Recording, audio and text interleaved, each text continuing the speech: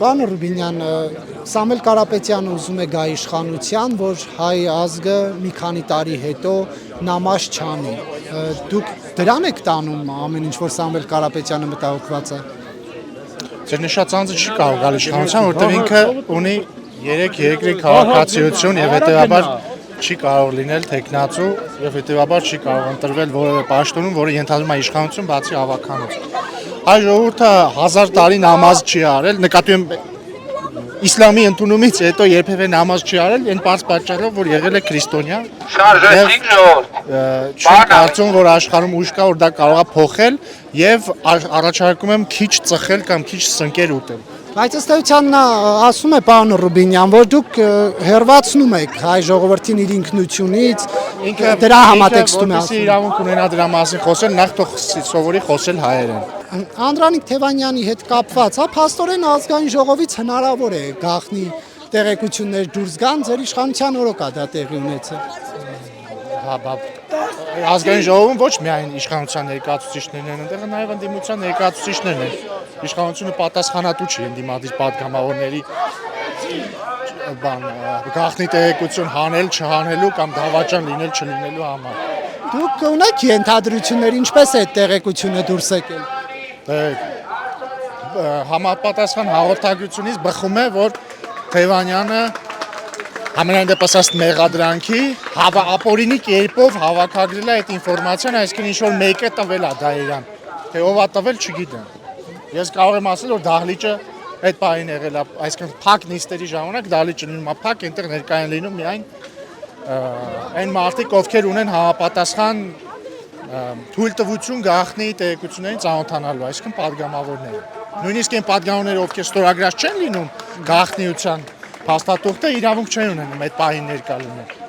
Դուք այս նախընտրական թեժ իրավիճակում այս բանը գործը բերեց մեջտեղ իրավապահ որպեսզի չեզոքացնեք քաղաքական հակառակորդներին։ Չէ, գործը բերեց, որպեսզի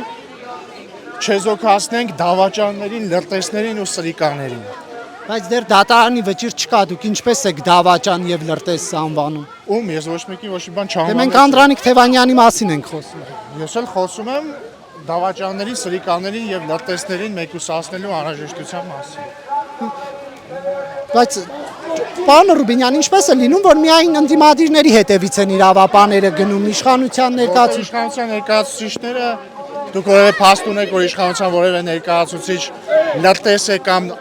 պետական դավաճան, եթե փաստեր ունեք ներկայացեք իրանց հետևից էլ կգան։ Չէ, օրինակ ընտրախախտումների հետ կապված մենք որևէ փաստ ունեք, որ իշխանության ներկայացուցիչները ընտրակաշարք են բաժանել, եթե ունեք քարոզչության ժամանակ բերում են դպրոցների աշակերտների, ինչպես իրենք են ասում։ Չկա տենց բան, ոչ մի, ես տեսել եմ ձեր տեսանյութերը, ոչ միտեղ չկա, որ որևէ աշակերտ ասի, գիտեք ինչ կա, ինձ բերել են զորով։ Չէ, ասում Զորոբելն, ասում է ժամը 2-ին։ Ուրեմն հարցը ճիշտ ձևակերպեք։ Պետք է թողեք, որ հարցը ձևակերպեմ։ Ասում է դասը ավարտվում է ժամը 2-ին, ժամը 11:30 է, վերին արտաշատում։ Կոնկրետ այդ դեպքում շուտ են ավարտել դասը ու սխալ են արել։ Բայց ձեր ասացի հետ դա ընդհանրապես կապ չուներ, բոլորը կամավոր եկել են։ Ստեղ մի բազմաթիվ երեխեք եք տեսել, տեսակ, իրանք բան են, թե չէ։ Այսօր բան չի, աշխատանքային օր չի, բան։ Ասեմ ավելին, երեք դպրոցի վերջին օրներն էս որ այդպիսի բաներ էլ ընդհանրապես տեսականորեն չեն կարող լինել։ Բայց ապարանում էլ մենք տեսանք, որ գայել էր բան, ինչա, ներքին ծառայական քննություն կա դրա վերաբերյալ կրթության եւ գիտության եւ սպորտի եւ մշակույթի նախարարությունը հայտարարություն արել, որ նման դեպքերը պետքա տեղի չունենան, բայց կներեք դուք դա համեմատում եք, ասեք ինչ որ իզոլացված։ Չէ, ես երկու դեպքը համեմատում եք կաշառք բաժանել։ Ես չեմ ասում կաշառք բաժանել, ես ասում եմ մենք տեսնում ենք, որ մի դեպքում լինում է իրավապահների։ Դեպքում ընտրակաշառքա, մյուս դեպքում ինչ որ իզոլացված դեպք, երբ որ վստահաբար կրթության եւ գիտության նախարարությունը արձագանքում է եւ էտա։ Բայց եթե որևէ դու դեպք չեք կարող մատնանշել, որ ինչ որ մեկը իր կամքին հակառակ եկել է որևէ հավաքի, ասեմ ավելին, հենց հիմա ֆռացեք այդտեղ տեսեք ինչ որ մեկը իր կամքին հակառակ կա այդտեղ, թե չէ։ Բայց եթե օրինակ պետք մեկը ասում է, չէ, ենթադրաբար պարոն Ռուբինյան, որ դպրոցի տնօրենը կազմակերպում է, որ ուսուցչական կազմը աշակերտները գնան հավաքի։ Այս բան չկա։ Ասում եմ կոնկրետ ձեր ասած դեպքում դասը շուտ են ավարտել, որպեսզի ով որ ուզում է գնա, հնարավորություն ունենա գնա, այդտեղ հանցանք չկա, բայց Ես կարծում եմ դա սխալ է, այդպես չպետք է լինի։ Մենք տեսնում ենք նաև որ ԵՊՀ ռեկտորը կիսվում է պարոն Պապիկյանի գրառման, բայց դուք ասում եք բուհերը պետք է ապաքաղաքական Բուհերը լինեն։ ապաքաղաքական են, բայց ռեկտորը որոշում չի արգելում իրեն, որ ինչ որ բանով կիսվել կամ չկիսվել։